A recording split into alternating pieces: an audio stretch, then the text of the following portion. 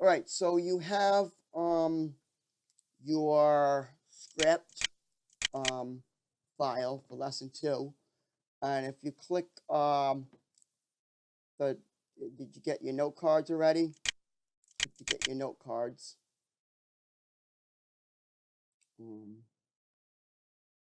so now you should have your script and your note card in your inventory, so you can open those up and look at those if you want to follow along. Alrighty then. So I wanted to go over, I just wanted to go over again, just to kind of clarify about floats and integers. All right, so,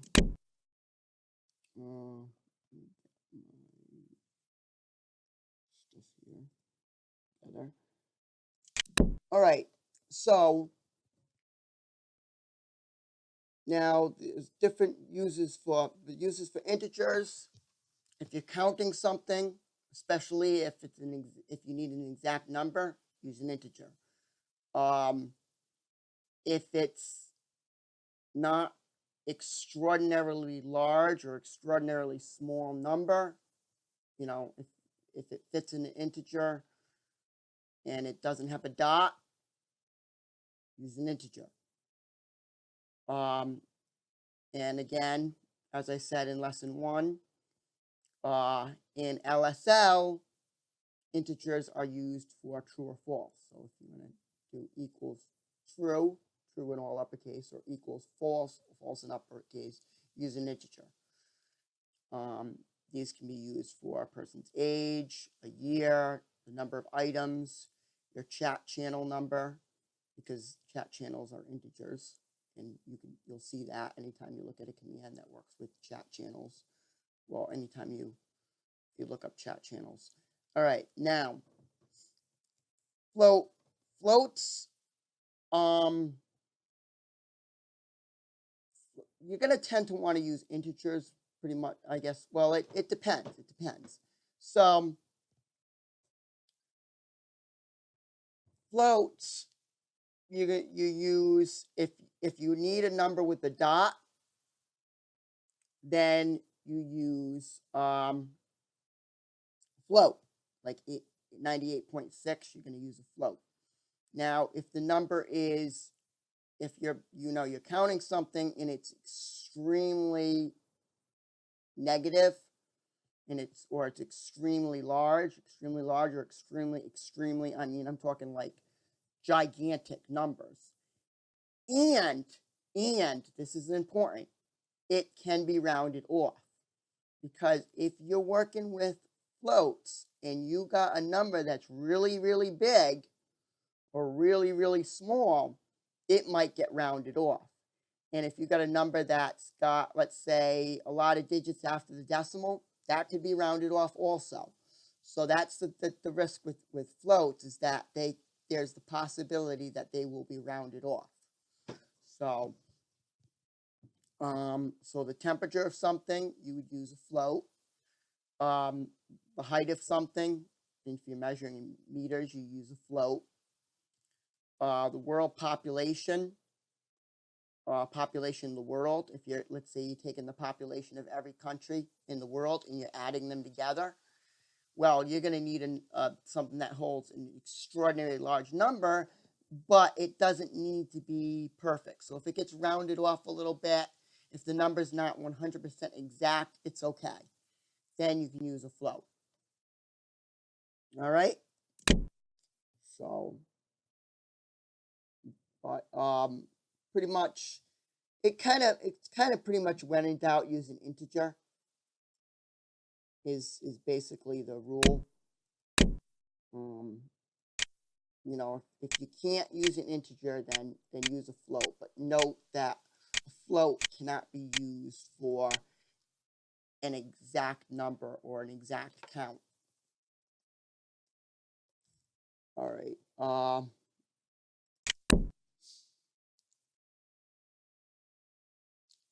Floats also take more processing power. So it takes more work for the computer to calculate floats than it does for it to calculate integers, to add them together, to multiply them, etc. All right. So we're going to look at if statements. So we got some examples here of if statements. And now the if statement is if the condition is true, then the code runs. So you see the first if statement. Just a sec.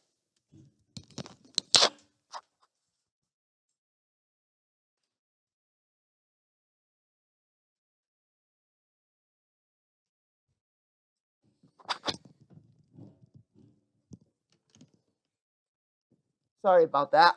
All right, so we see the first if statement. Does 5 equal 5? Okay, now notice we're using 2 equal sign. Okay, this is important. 2 equal signs means is equal to. So if you want to check to see if two things are the same, you use 2 equal signs. If you want to assign something a value, in other words, if you want to change the value of a variable, you use 1 equal sign. That changes the contents of a variable as 1 equal sign. But to compare, you use 2 equal signs. So is 5 equal to 5? Yes, of course it is. So the first thing in brackets, it's true, is going to be displayed. The next one, we have 2 variables. It's not shown here, but IA and IB are both integer variables. What information do those 2 variables store? It doesn't actually say here, but if they're storing the same thing, then the second section right here, comparing 2 integers, is going to say it's true. We can compare other things besides integers. We can compare strings also to see if 2 strings are the same. Be careful when comparing floats because, like I said, those can be rounded off sometimes. So it's a little tricky if you're comparing floats. If you're comparing floats, you should probably not use equals. You should probably check to see if it's less than a certain number or greater than a certain number, because you're not certain with floats. It's not certain that you're going to get the exact number. You know, that the exact number that you store is actually going to be the exact number that's going to be stored, because sometimes it gets rounded off. Integers get rounded off sometimes. And so that's a problem with integers. All right. Now on the last one, we're actually using an integer, but b power on is storing either true, all capitals, or false, all capitals. In reality, true and false are both represented by numbers. One of them is represented by 0, one of them is represented by 1. So the integers 0 and the integer 1 can be replaced for the integers true and false. I think it's false is 0. False is 0, I think. So anyway, now you see if b power on has true in it, the number that represents true, then that code will run. So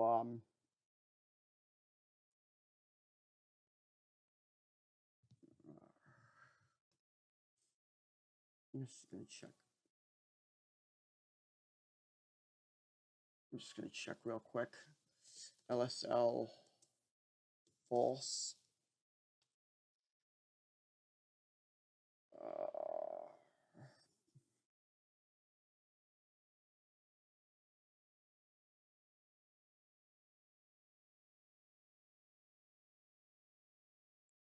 Actually, it was in my other note card too.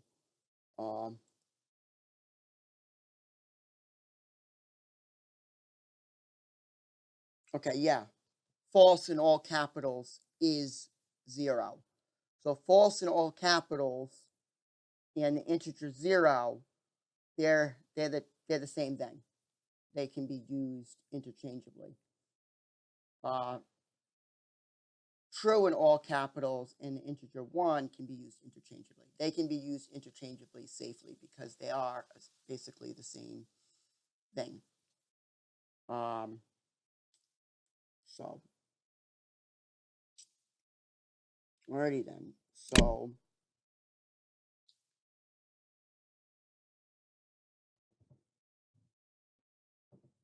So like I said, if the condition in parentheses is true, then the code in brackets runs.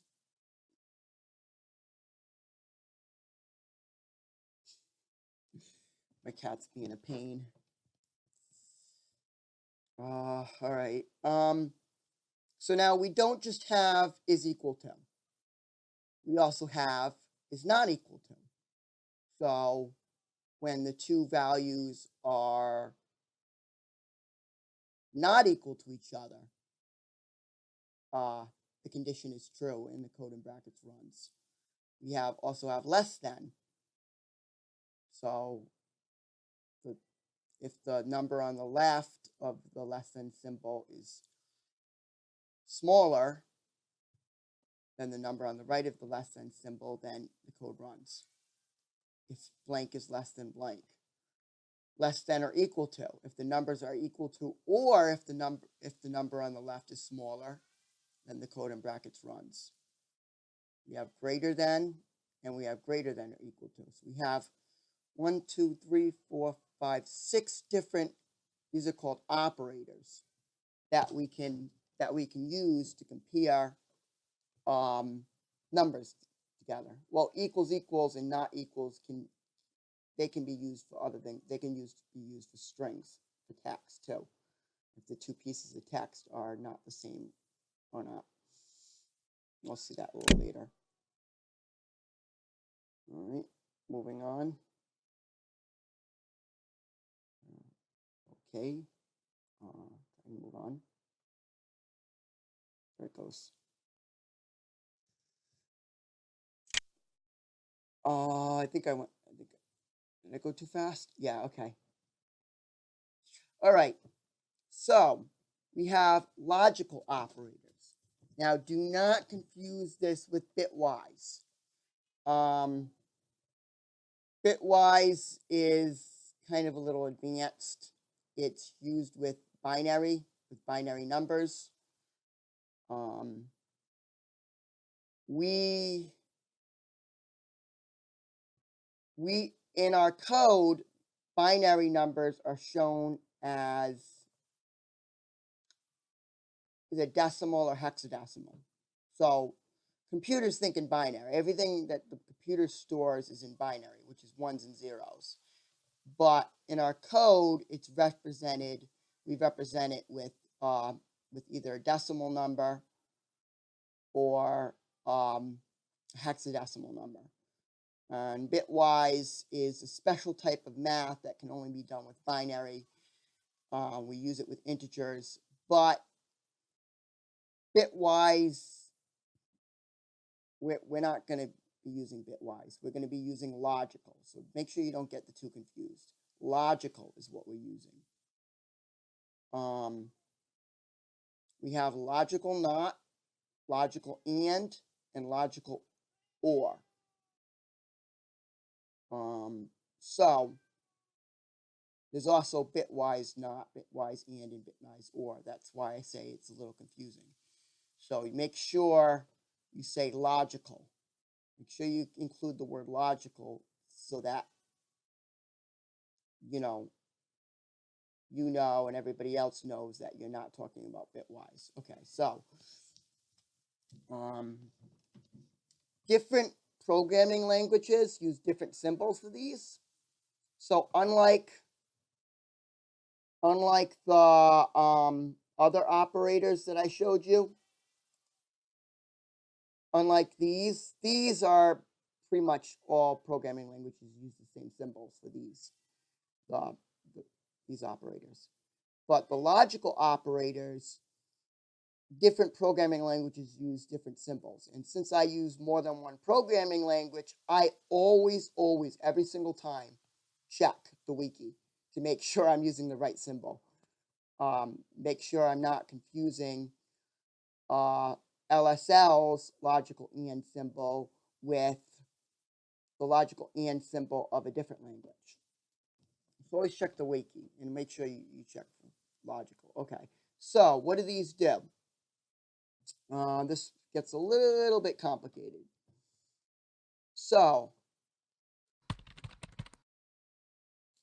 here we have, this barely fit on the screen. I had to, anyway. Yeah, wow. Okay, so we got the first one. All right, the first one, IA is equal to IB and B power on, logical and B power on. So,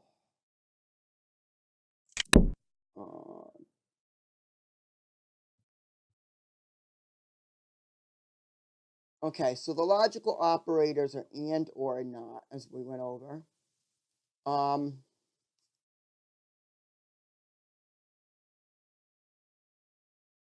So what is the first statement? What does the first piece of code do?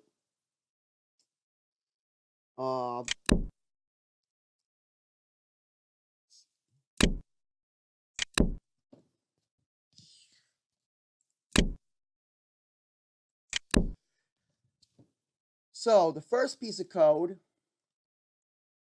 if both conditions are true. So not only does IA have to be equal to IB, that has to be true, and B power on has to be true.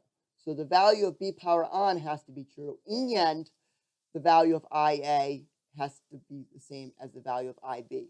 Both conditions must be met for that first section in brackets to be run. And then if both conditions are met, the script will say both conditions are true.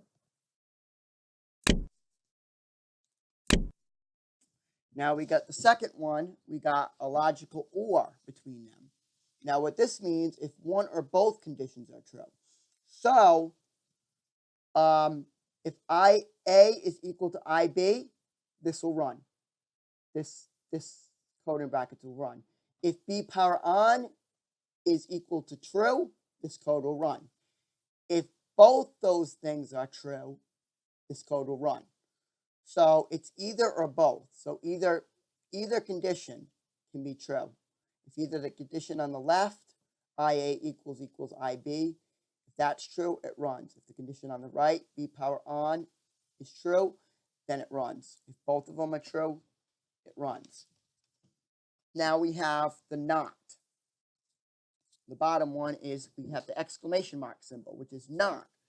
Now, this basically, this flips things around. It makes it not true.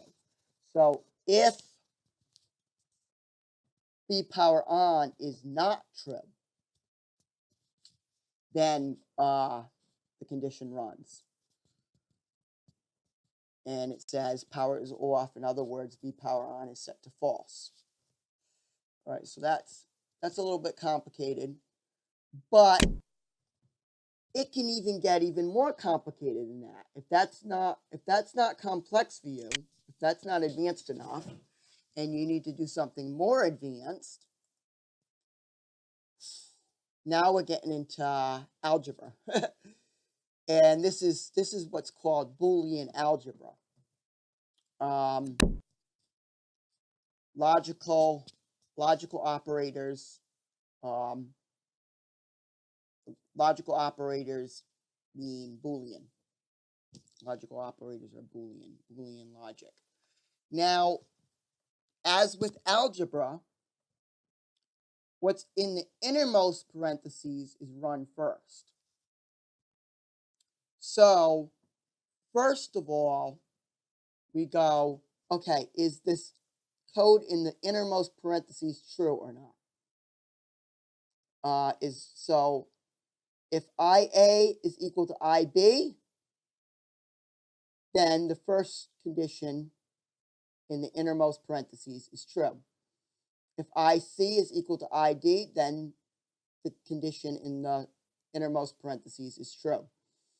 If both of those, if IA is equal to IB and IC is equal to ID, then the condition in the innermost parentheses is also true. The only way the condition in the innermost parentheses is false is if both those things are false. If IA is not equal to IB and IC is not equal to ID, that's the only time that the condition in the innermost parentheses is false. Now, after we evaluate that,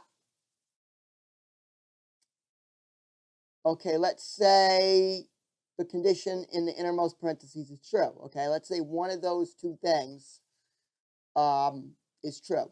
Let's say IA is equal to IB, right? Let's say those two equal each other.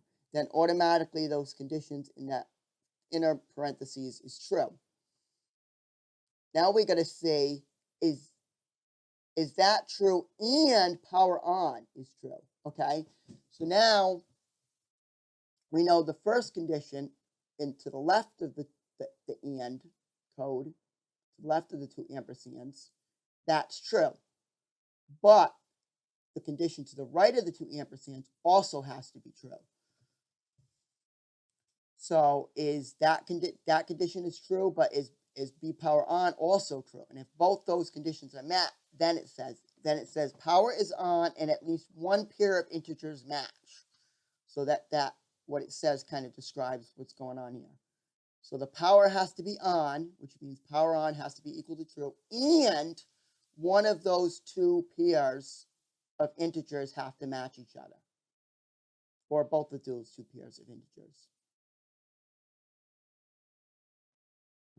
If one or both of the two conditions, IA equals IB, IC equals ID is true, and B power on is true, then the code in brackets runs. If all those conditions are not met, then the code in brackets doesn't run. Right? I hope that's not too complicated. Did everyone get that? So it's algebra. Yeah, it's complicated. So I probably should have broke this down a little more, but okay. So we're nesting them. What is in the innermost parentheses is evaluated first. So first we look at what's in the innermost parentheses, which is IA equals IB or IC equals ID. So we're first looking at those innermost parentheses, and we're trying to figure out if all that code in the innermost parentheses, just the innermost parentheses, is true or false. Once we figure out if that's false or true, for example, let's see, we figure out that's true. Okay, so that's true. Now we have to figure out if that's true and B power on is true. Okay, so if the condition in the innermost parentheses is true and B power on is true, that's the only time this code is going to run. So the innermost parentheses, you have to figure out if that's true. If it is true, if the computer figures out that that is true, and B power on is also true, then the code runs. If B power on is false, the code doesn't run at all, because both conditions have to be true. Okay, You got it now? I know it's, you might have to look at this for a minute to just, I'm going to leave it here for a few more seconds. All right.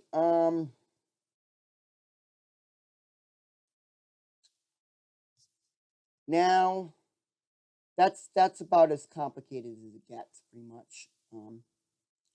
You can make this more complicated if you want to by adding more sets of parentheses, if you want to. But you don't want it to get so confusing that you don't understand it yourself. But anyway, let's move on. Now we have else. Else statements work with if to specify what happens when the if condition doesn't run. So the else condition only runs if the if condition doesn't run. So if the first sets of brackets, if the code in the first sets of brackets doesn't run, then the code in the second sets of brackets run. If the code in the first sets of brackets does run, then the code in the second set doesn't run. So only one, in this example right here, only one of these LLC codes is going to run. Only one of them is going to run. If B power on is set to true, then the first block of code is run. If it's not set to true, the second block of code is run. That's how we use this else. It's basically else is like a catch. So if the condition is not met, this is what we do. All right. So now I'm going to go on to what's else if. Okay. Now else if allows to chain multiple conditions. You can have as many else if statements as you want. If we don't include an else block after the last else if block, then none of the code in brackets will run. I'm sorry, I meant to say none of the code in brackets will run if none of the conditions are met. So here we don't have an else statement after the last else if. We could, in the script I gave you, we do. But in this condition, okay, so if our variable doesn't contain the word green and our variable doesn't contain the word blue, then none of this code runs. Okay, so first it checks to see if our variable has the word green. Now, only if that's false does the second condition get checked. So only if our color is not green does the computer check to see if it's blue. If it's green, then it says the color is green. I mean the color of grass. If it's green, if the color is green, then it says the color of grass, and the second condition doesn't even get checked. The computer doesn't even look to see if it's equal to blue. But if it's not green, then the second condition gets checked, and the computer checks to see if it's blue. If it's blue, it says the color of the sky. If it's not blue, it doesn't do anything. But we could put an else statement at the end of this. I should have put a slide up showing it, but we could, if we wanted to, put just an else, not an else if, but just an else as a catch-all that says that is an invalid color. And in fact, if you go into the script that I gave you, if you open up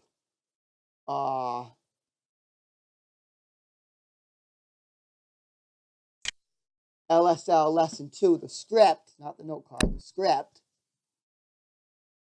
you got to scroll way, is it all the way at the bottom? Yeah, it's all the way at the bottom.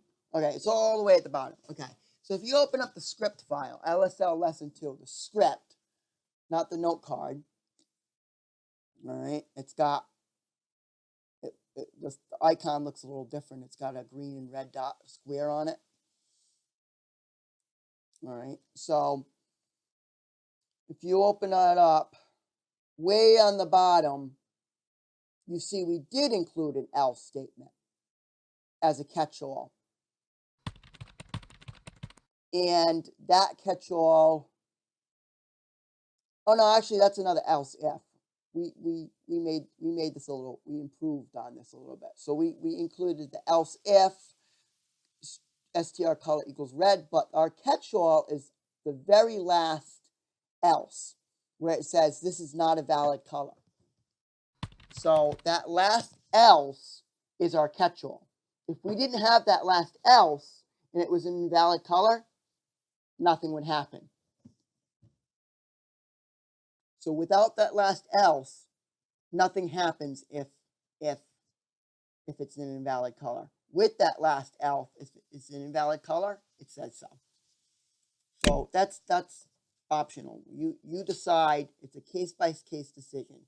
Do you want to include an else after the last else if or not? How many else ifs do you want to include? You know, that all depends on what script you're writing. That all depends on the code you're writing.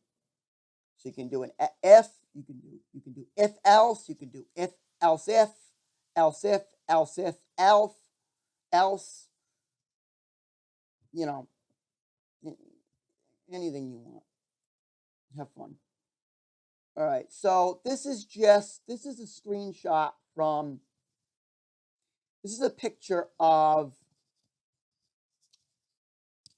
the LSL wiki, and it's talking about the function called listen. LL Listen, I'm sorry, LL Listen. Now, I'm teaching you another built-in function, and this is the one you've all been waiting for. How do you make your code respond to commands, verbal commands? So we're going to use spoken commands, okay? So we see LL Listen has 4 arguments. All right, the first one is the channel, okay? Now, if you type /1 space and then a message, that message will be sent on channel 1. If you type in /87 space and then a message, that message will be sent on channel 87. Messages that are sent on channels other than 0 are not displayed. So we have a channel. So LL Listen, what LL Listen does is it creates a handle. It creates a listen handle. We customize the listen handle. What channel do we want to listen to? What channel do we want our script to listen to? What item or person or avatar do we want to listen to? Like the name, we can specify the name of a particular prim that our a particular object that our script is listening to. We can specify the name of a particular avatar that our script is listening to. We can leave that blank if we want. We can specify the ID, the UUID of, that's what a key is. A key is a UUID, which is a special code. It's a special hexadecimal, very long hexadecimal number that identifies a prim, an avatar, or any type of item. All our items in Second Life and in online virtual world, all our items have a special unique ID called a UUID, and that's referred to as a key. So that's another data type, is the key data type. So we can have our listen for a specific group, a specific avatar, or a particular prim, and we can specify it by the UUID. So we could use an avatar's name, or we could use an avatar's UUID. We get to choose. We can filter for specific messages, which is something I don't see a lot of use for, to filter for specific messages, because I think it's better just to listen to all messages and then later decide what to do based on what message we have. So I don't really recommend using string message for the LL Listen. It's kind of, it's not really that useful, because I mean, unless you're only listening to one specific message, only if your code only responds to one specific command, then yeah. But chances are your script is not going to only respond to one specific command. So I don't really see the point in specifying message. So here I'm going to get into how this works. These aren't in order.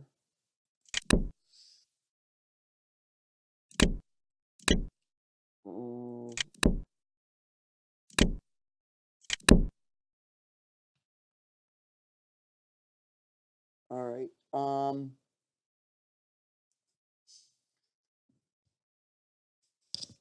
Okay, so handles are resources like prims, so be sure to remove them when they are no longer needed. When a prim is deleted, its handles are automatically removed. Okay, so we don't want to create a lot of listen handles. We want to create as few as we need. We don't want to create any more. We don't want to run LL Listen any more times than we need to. All right. Now, and you see the LL Listen returns a handle. The handle is used to stop listening. So we can do listen handle equals LL Listen. Now, here, I left almost everything blank. Strings, to leave a string blank, you have to do 2 sets of double quotes. To leave a key blank, you have to do null key. You have to spell it exactly like that, capital NULL underscore capital key AEY. And it says that on the wiki. It actually tells you that on the wiki. If you look at the LL Listen on the wiki, let's go back to that real quick. If you notice, somewhere on here it says it. Okay, yeah. On the very bottom, if message name or ID are blank,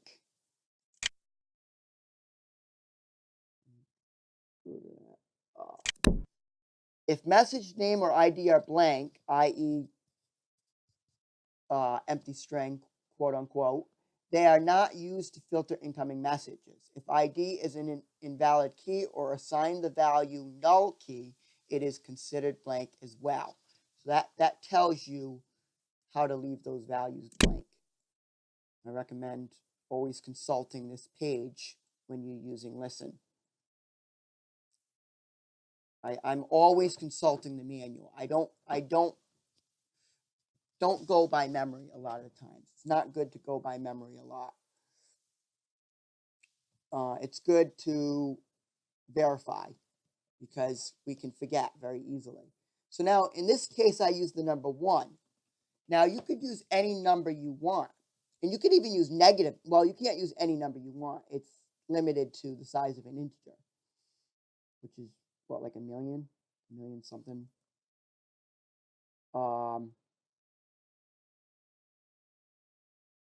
But you can use You can use a very large number. You can use a very small number. So it's like 2 billion. So you can use like you can use negative 2 billion. You can use positive 2 billion. You can use 87. You could use 1. You can use -1, -87. If you want to listen to public chat, you use 0. Use 0, and everything that's typed, if you use 0, everything that everybody types, as long as they don't use a /1 or a /87, will be listened to. In this case, I use a 1. Now, you can also use negative numbers. Why would you use the negative numbers? You can't, people cannot send text on negative channels. Items can, though. Objects can send messages on negative channels, but people cannot. So that's a good thing to memorize. Yes. If you want it to be able to respond to avatars, use a positive channel. If you don't want it to be able to respond to avatars and you only want it to respond to other objects, use a negative channel. All right? Now, when our script doesn't need to listen anymore on that particular channel, we use listen remove. We can actually do more than one handle. Like if we could do listen handle 1, listen handle 2, listen handle 3, and then we can do LL listen remove, listen handle 1, LL listen remove, listen handle 2. But you know, if your script doesn't need to be listening anymore, use LL listen remove to get rid of that listen handle if you don't need it. But remember, when your object is deleted, those listen handles are automatically removed. So we don't want to create too many listen handles. We only want to create as many as we need. Listen handle is actually integer. So we would do integer listen handle.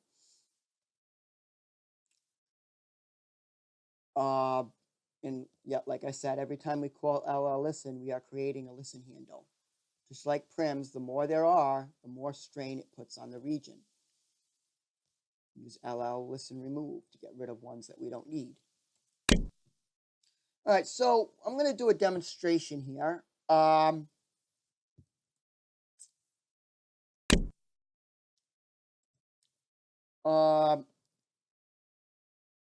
going to pick on you, Social Mouse.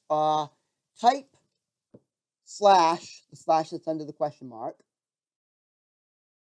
1, and then put a space, and then type in the name of a color in all lowercase.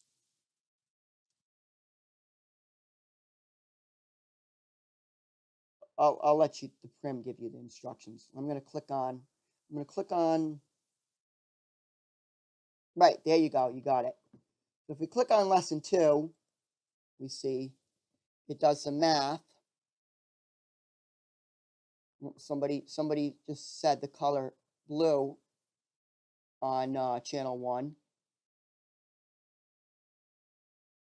So it says here, where is it? Somewhere here it says it.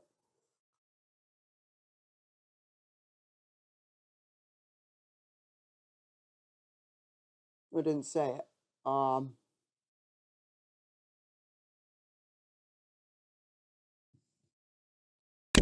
right. Anyway, yeah, so you can see how it works. Now, if I had it listening on channel 0, you wouldn't have to put /1 space.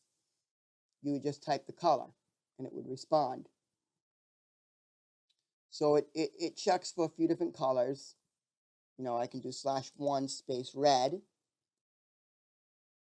and lesson 2 is responding with the color of lips. And that's our else if. Somebody just said green.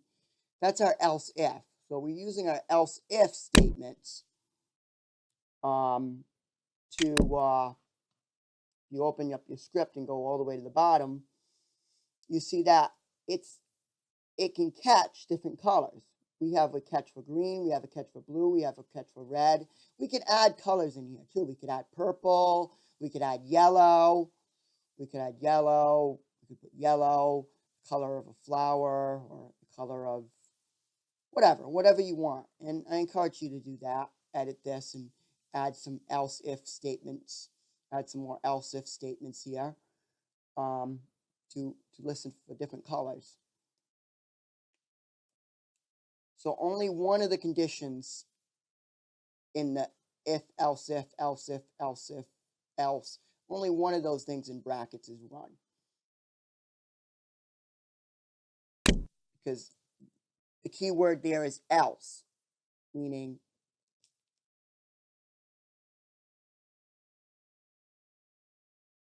I'm going to do this. Like if I say, I'm going to go to the store, if I'm going to go into the store if it's open, else I'm going to go into Stop and Shop if it's open, else I'm going to go into Walgreens. Now, which if Stop and Shop is open, I'm not going to go into Walgreens. Else means if that's not true, then we check the next thing. If it is true, then we stop checking stuff. All right. So I hope I explained else if enough. Let's move on to while loops.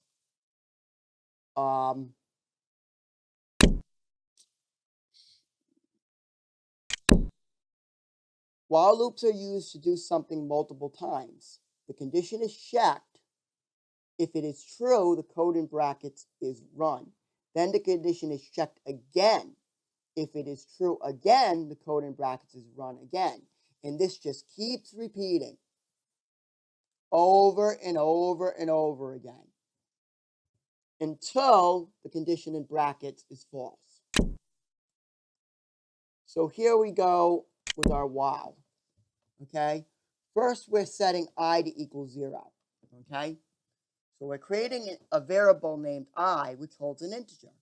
This integer is going to be 0. It's going to start off as 0.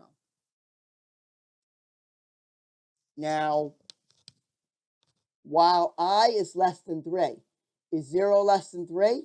Yes, it is. So our code gets run. What does it do?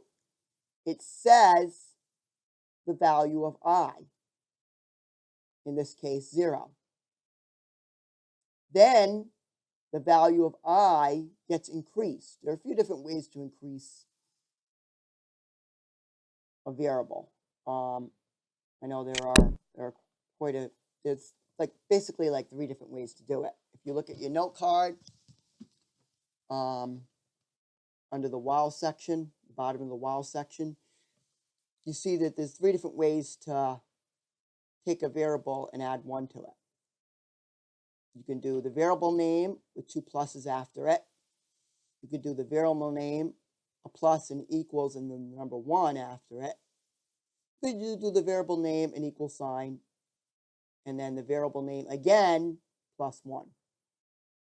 So there's a few different ways to add 1. Plus equals takes the value and adds something to it. So I plus equals 1 increases I by 1. I plus equals 2 would increase I by 2. So we can use plus plus, or we can use plus equals.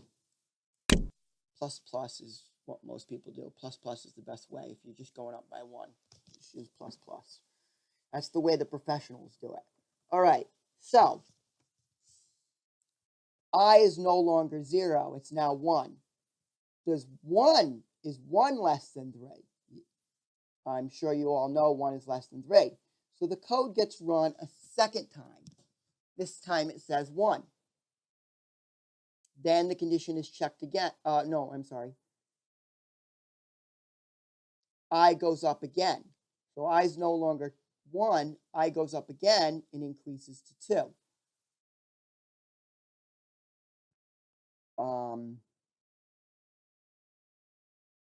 Is 2 less than 3? Yes, it is. So the condition gets run again. It says 2, and then it increases I to 3. Now the while condition gets checked again. Is I, now I contains the value 3. Is 3 less than 3? 3 is not less than 3.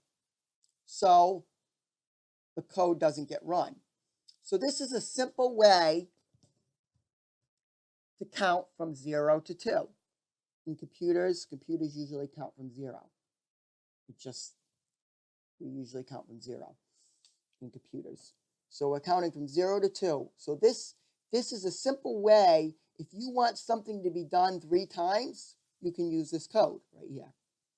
And this will do whatever you want 3 times. If you change the 3 to a 8, it'll do whatever you want 8 times. It'll do whatever's in the brackets 8 times. Just make sure you include the I++ at the end. You can put whatever code you want in the brackets. Just make sure I++ semicolon is the last command. Alrighty then. Now we're going to see something that's very similar.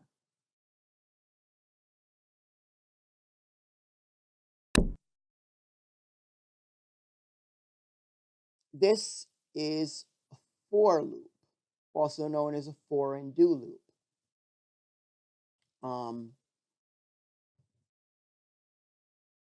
This is another example that counts from 0 to 2. It's called for and do because the condition is broken down into 3 parts.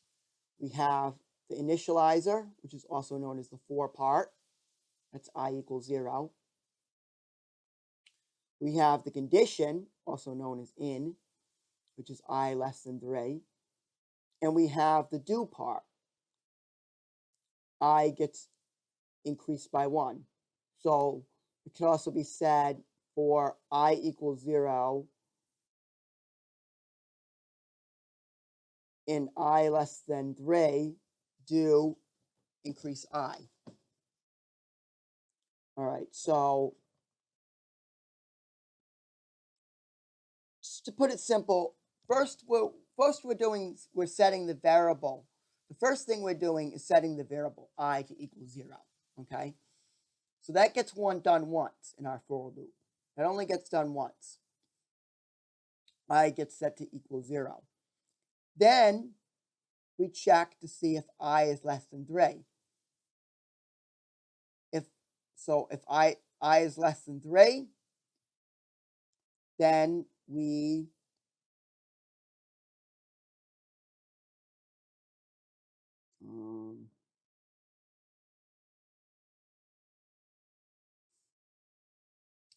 run the code.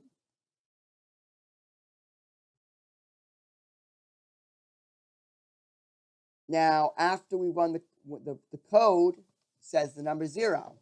Then after the code is run, then I++ gets run, and we increase I from 0 to 1.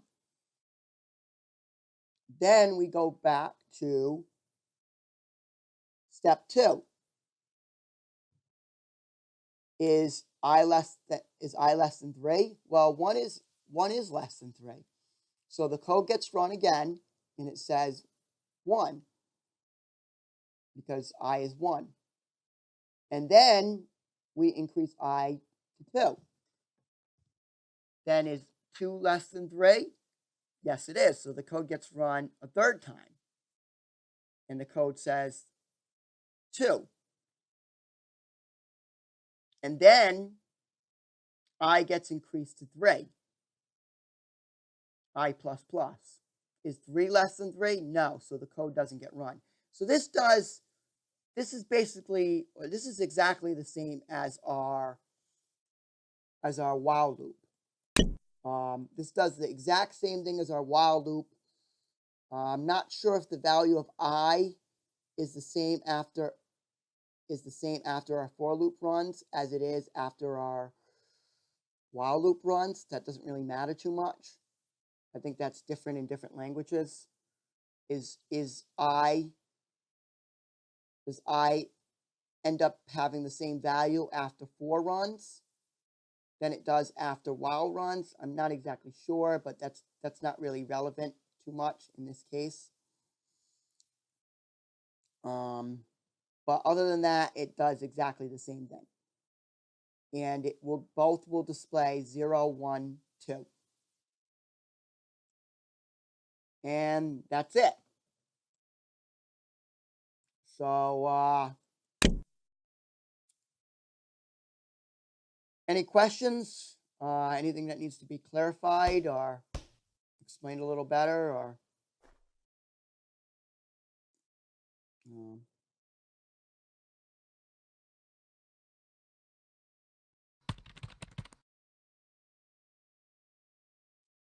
all right. I do have a question. The part of scripting that confuses me a little bit, because like I said, Your sound just died.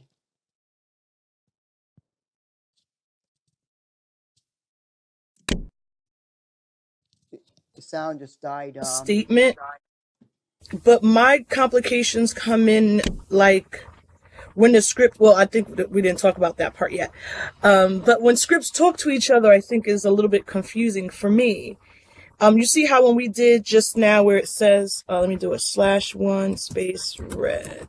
So the script is listening to that channel, and if it sees me, if it knows that I typed in red, then it checks against the script, and then it will say the color of lips, right? So that's like a listener, right?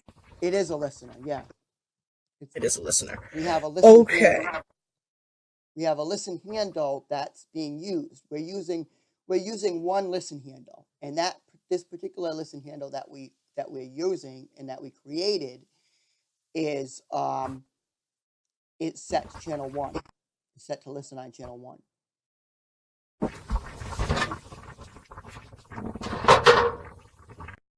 So anytime somebody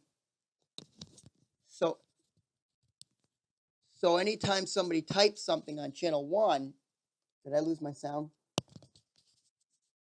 My flames here for burn up everything. Now for loop also called do end. Now in the beginning, confused me a little bit all the way in the beginning when we was talking about, oh my god, I just remember the symbols. I put it out. This and this. Okay. Those symbols. Okay. That's now that logical, I got a tiny bit, but I don't know. Okay, go ahead. Sorry. That's logical not and logical and. So if you logical and means if this and this is true. So like if I'm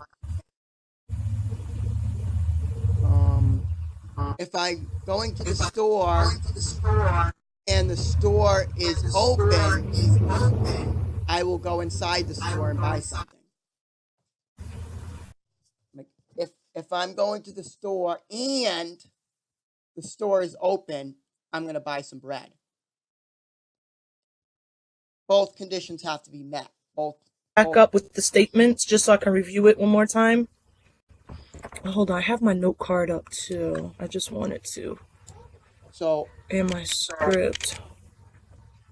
Oh no, not that one. If I'm going to the store and the store is open, then I'm going to buy bread.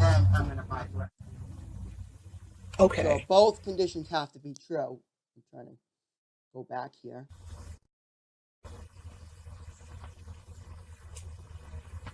Okay, both conditions have to be true.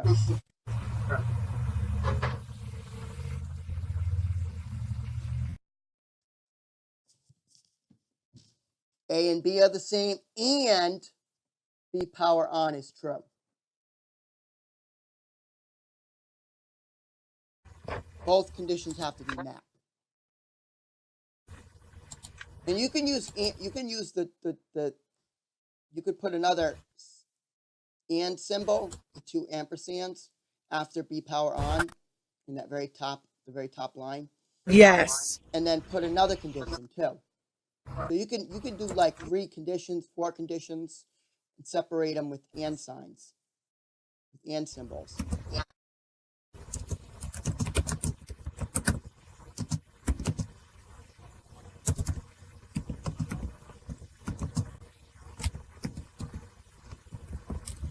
Now, if you're using more than one symbol, then that's where we have the parentheses. So in this case, we're using the or symbol and we're using the and symbol. So that's why we have to use parentheses in this case.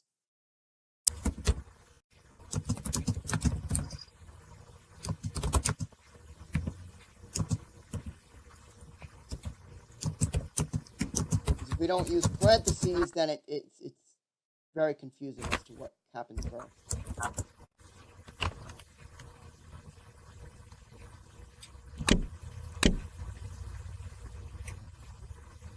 If you've just got three conditions separated with the and symbol, that's fine. If you have three conditions separated with the or symbol, that's fine.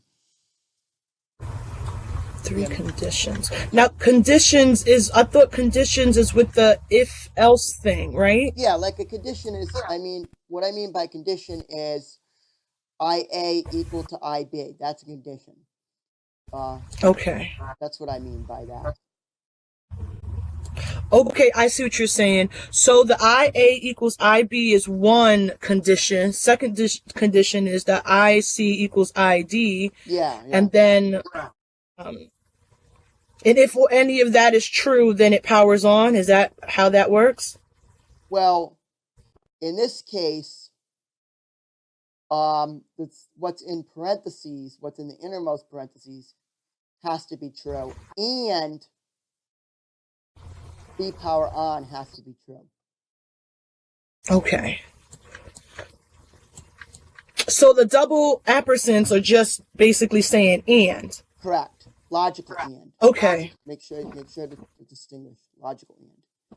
Now, would that same argument work if I did indeed just add the word and, or that's not in the LSL language? No. In LSL, okay, we have to use two ampersands for logical and. Okay. That's the way the language is. And remember, that's different in different languages. So if you go to another language, they might not use double ampersand. They may use something else.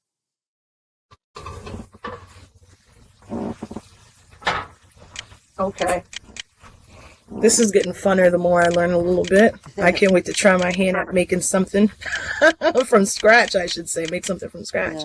Yeah. Let's see if I have one more question. Nope, I got the floats. I just want to make sure I didn't have anything else for you. Go. Yeah, and if statements.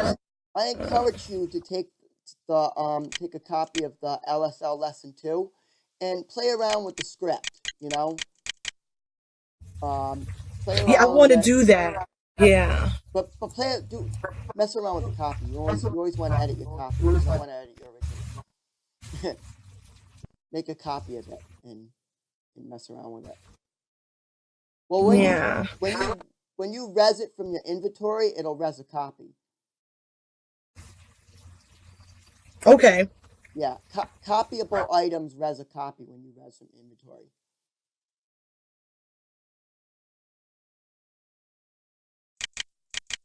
If the item is no copy, then it will res the original.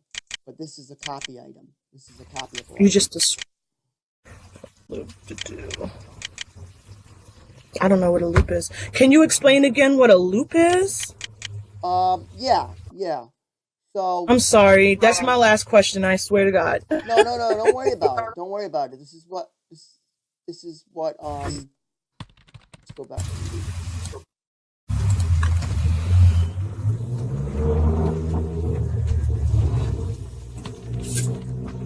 So a loop just basically what it means is that it runs over and over again.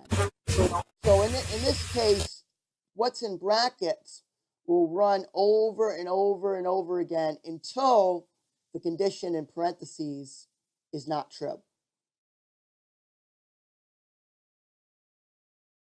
So it loops around.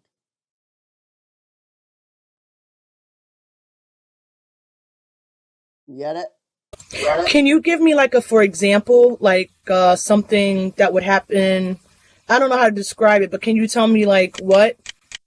Like loop what? Is it like an action? Is it like it's saying something? What is it looping? Okay, it's looping the code that's in brackets is what it's looping. So it's that's in brackets. where it says LLC and where it says I++, those two lines of code are being run over and over again. In this case, they're being run 3 times because after they're run, they run the first time, second time. After they run 3 times, the condition is no longer true. Because after that code in brackets runs 3 times, I is then bumped up to 3. So first I starts at 0. The first time the code runs, I is bumped up to 1. The second time the code in brackets is run, I is bumped up to 2. The third time the code in brackets is run, I is bumped up to 3. And then it doesn't run again because 3 is not less than 3. So that's when it stops. If you were to replace the I, if you were to do while, if you were to replace, like if you would use, like if you wanted to do while 7 equals 7, then you'd have what's called an infinite loop. Because 7 is always going to be equal to 7. So if you change that while statement to while 7 equals 7, then that code's going to run over and over and over again. And everybody around the prim is going to get very annoyed. Very spammy code. Exactly. It's just going to spam everyone. Okay. So now for this example, go ahead. Always test your loops. Always be testing while you're writing your code.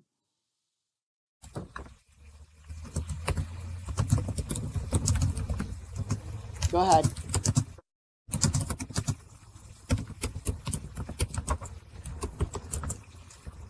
Okay, so this one, it says say. So is it actually going to do anything, this little sample here? Say is an internal command. LL say is an internal, it's part of LSL. And this, it says on channel 0, which means that everybody can see it. And it takes the variable I and it turns it into a string. So the first time this code runs, it's going to say 0. The second time, it's going to say 1. And then the third time, it's going to say 2. So it's going to say 0, 1, 2.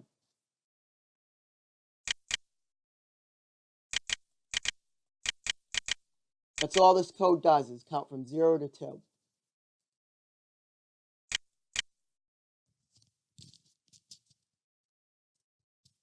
Okay, no, that makes sense.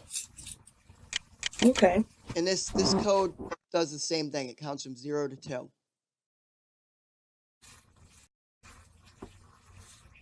It's basically the same thing. It's just written a little differently. See, we still have the I equals 0 like we had in the while statement. We still have the I less than 3 like we had in the while statement. And we still have the I++ like we had in the while statement.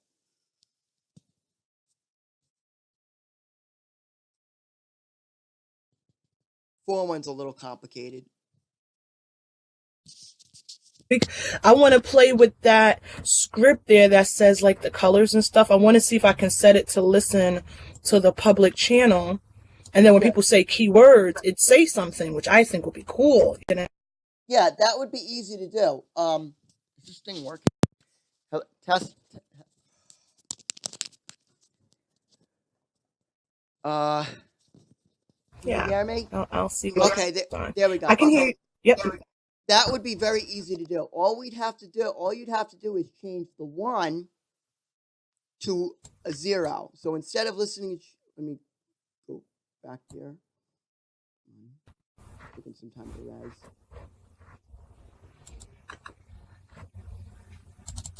Okay, so where it says LL Listen, If you change that 1 to a 0, that will listen on the public channel. That's all you'd have to change to make it listen on the public channel. Okay, cool. Yes, LL listen. I was just looking for it. Okay, listen handle equals LL listen 1. Okay, yep. I can turn that to 0, and then I can change the little statements here around, and it'll be cool. No, this will be cool. Yep. Exactly. And you can change the statements. You can change your statements instead of looking for, can you hear me? I have to edit the whole thing above it or just that little excerpt? Just the number 1. Just change the 1 to a 0, and it'll listen to public.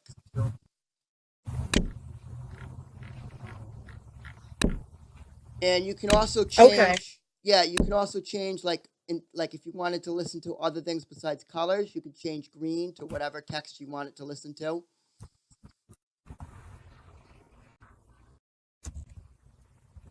You could add else if statements there to check for other things.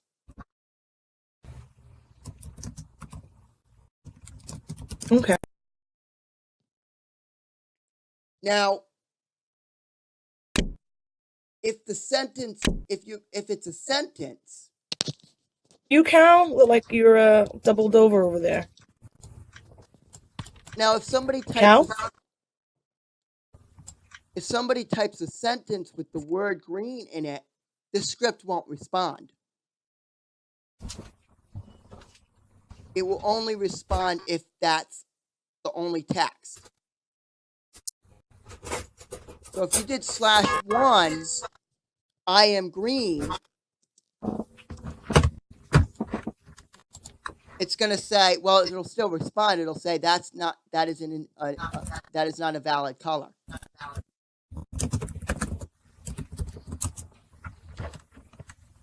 Okay, so what you're saying is it may not be possible for me to change that script around.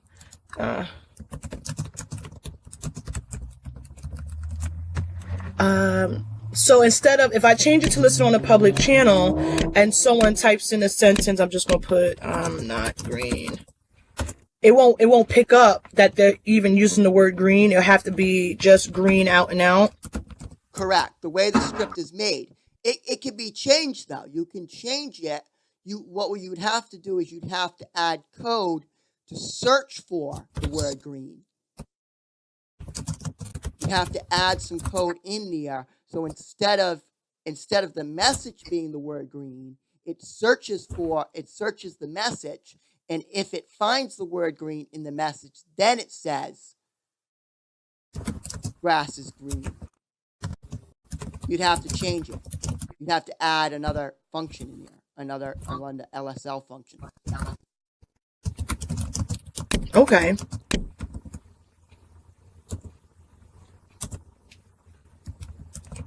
I got it now.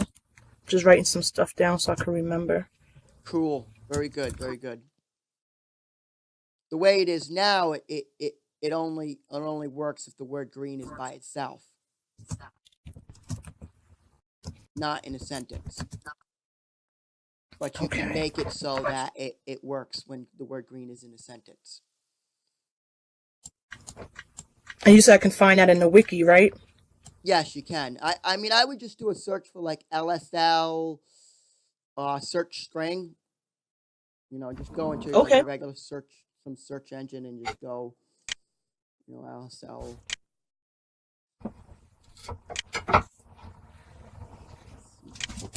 That I can do.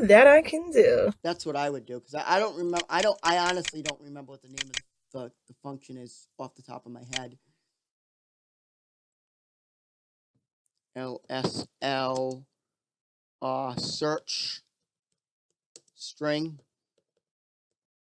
and probably find.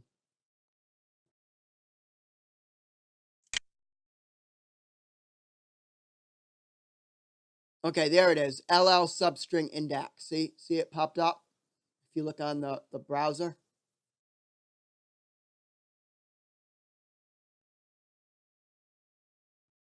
If you mouse over the Hold browser. on, it's white for me.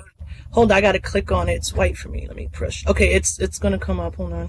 Yeah, and you click the magnifying glass.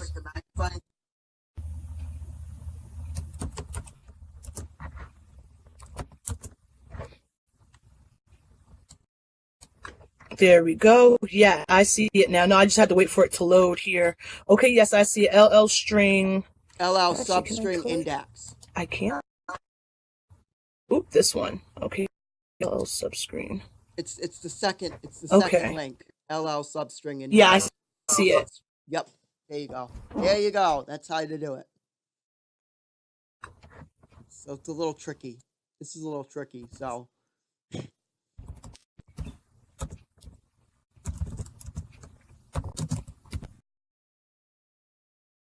You could probably figure this out. You could. This is working. You could probably figure this one out.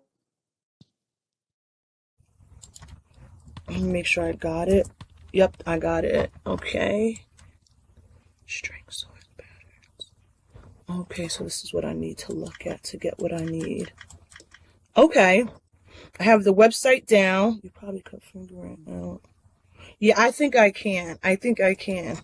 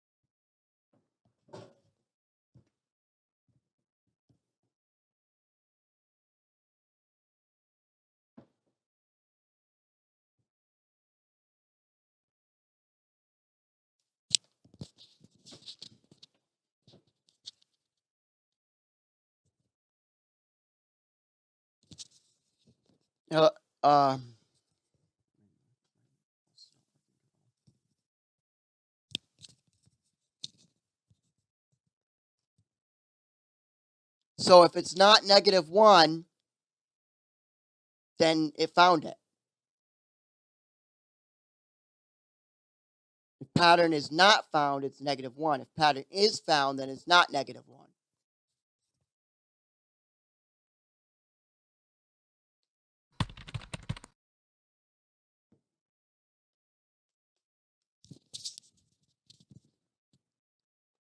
Alrighty then. So I guess for next time, go over dialog boxes and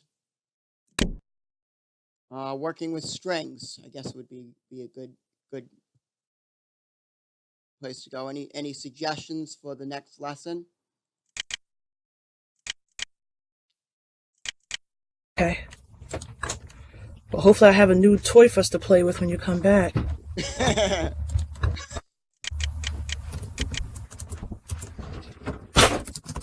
Any suggestions for the next lesson? I'm thinking dialog boxes and working with strings. Oh God, yes.